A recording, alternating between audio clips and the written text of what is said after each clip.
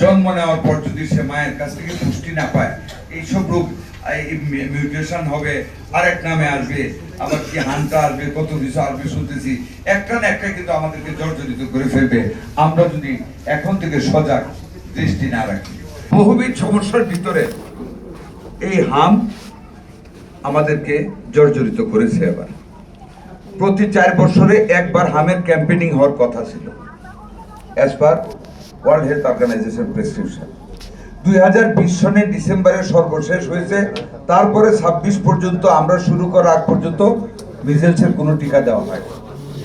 এমনকি মিজেলসের একটা টিকা আমাদের হাতে ছিল না, একটা ভেন্টিলেটর ছিল না এই বাচ্চাগুলিকে দেওয়ার জন্য। Believe you me or not, আমি প্রাইভেট ফার্মাসিউটিক্যাল মেডিসিন ইন্ডাস্ট্রিজের মালিকদের ভিক্ষার যেভাবে মানুষ চায় এইভাবে আমি বলেছি। আমি তাদেরকে চিন্তা, যেহেতু my career started in the bank, এই দেশে বড় বড় যত ব্যবসায়ী সবই আমাদের কাস্টমার ছিল, ওই পরিচয়। আমি ওনাদের কাছে বললাম দিস ইজ মাই সিচুয়েশন, তোমরা আমাদেরকে কিছু ভেন্টিলেটর হেল্প করো।